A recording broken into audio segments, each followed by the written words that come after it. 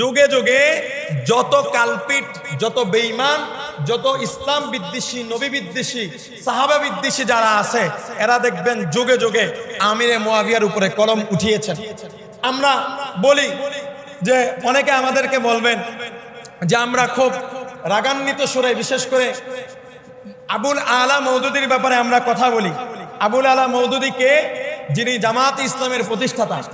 এই আবুল আলা মওদুদী সাহেব তার খেলাফত ও মুলকিয়াত, তার গণতন্ত্র, তার রাজনীতি, তার যে আদর্শ, তার যে মতবাদ, তার যেই বই, বুড়ি বুড়ি বইয়ের মধ্যে হযরতে আমিরে মুয়াবিয়া রাদিয়াল্লাহু তাআলা আনহুর ব্যাপারে এমন এমন জঘন্য খেয়ানত করেছেন, এমন এমন জঘন্য কথা বলছেন, যেই কথা বলার পরে কোনো মুসলমানের দূর থাক কোনো ব্যক্তির ঈমান থাকতে পারে, কোনো ব্যক্তির ঈমান থাকতে পারে।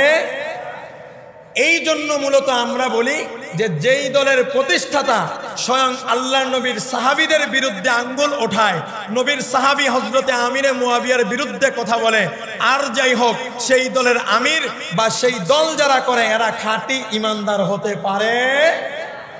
এই জন্য আমাদের মূল কথা ওইখানে। আপনারা দেখেছেন যারা সোশ্যাল মিডিয়া চালান, গত 2 দিন আগেও আমাদের শানে সাহাবা সম্মেলন হয়েছে ঢাকাতে।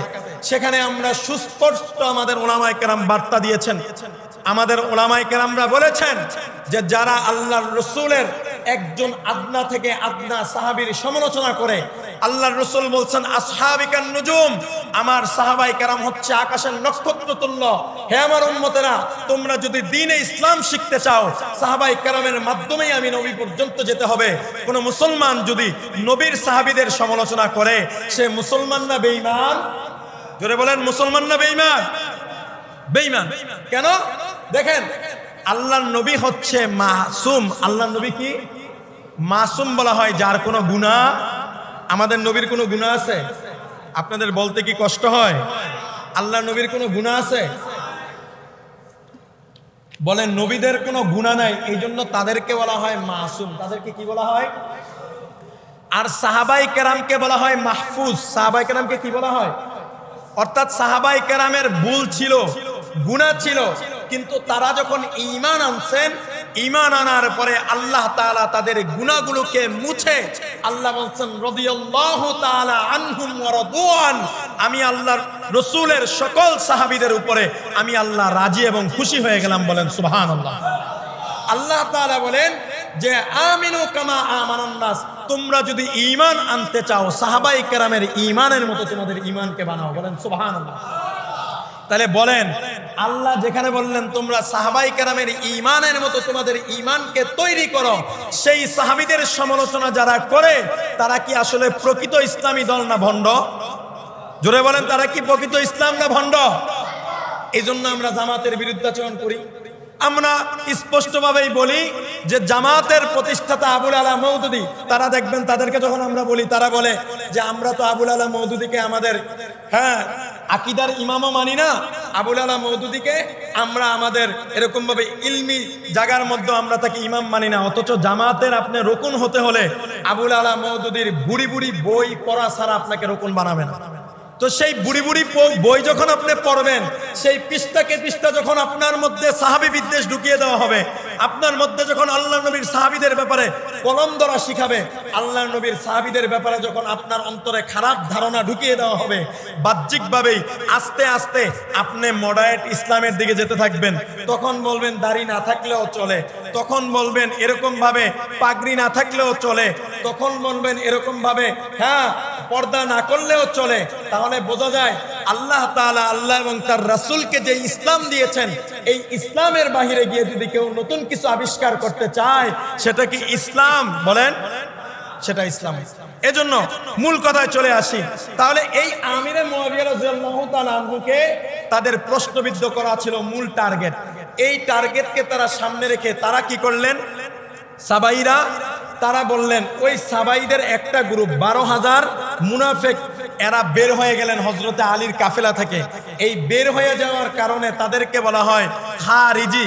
খরাজা ইয়াখরুজু, তাদেরকে বলা হয় খারিজি, মানে তারা বের হয়ে গেলেন। এই 12,000 লোক বের হওয়ার পরে এবার তারা ফতোয়া দিলেন, যেহেতু আলীকে আমিরে মুয়াবিয়া ইমাম হিসেবে মানে না, এই জন্য আমিরে মুয়াবিয়া কাফের। আর যেহেতু আলী আমিরে মুয়াবিয়ার সাথে মিলে গেছে, যুদ্ধ থামিয়ে দিছে, এই জন্য হযরতে আলী হচ্ছে ফাসেক। বলেন নাউজুবিল্লাহ। তাইলে দোনো দলকেই দেখেন, মুনাফিকরা যেটা করলেন যে কেন তুমি সন্ধি করলা, মানে চাইছিল ঝগড়াটা ভালো করে লাগাইতে। এখন যেহেতু দেখলো যে মিল্লা গেছে, এখন দোনো দলকেই, এক দলকে কাফের আরেক দলকে ফাসেক বানাইছে। আবার কেউ কেউ বাইরা হযরতে আলীকেও কাফের বইলা দিছেন। এই হচ্ছে শিয়াদের চরিত্র। এবার আসেন, হযরতে আলী এবং আমিরে মুয়াবিয়া যখন এক হয়ে গেলেন, তারপরে তারা চিন্তা করলেন, হায়রে যদি এরা এক হয়ে যায় তাহলে মুসলমানরা সারা গোটা দুনিয়া শাসন করবে, আমাদের বিচার হবে। এখন কি করা দরকার? এই সাবাইরা এবং খারিজিরা দুই গ্রুপ মিলে তারা চক্রান্ত করে, এবার চক্রান্ত করলো হযরতে আমিরে মুয়াবিয়া, হযরতে আলী, আরো একজন সাহাবী। এই তিনও সাহাবীকে তারা হত্যার পরিকল্পনা করলেন। কি করলেন? হত্যা করার পরিকল্পনা করলেন। পরিকল্পনা মাফিক তারা সেই হত্যা বাস্তবায়ন করলেন। ঘটনাক্রমে আমিরে মুয়াবিয়া রাদিয়াল্লাহু তাআলা আনহু বেঁচে গেলেন।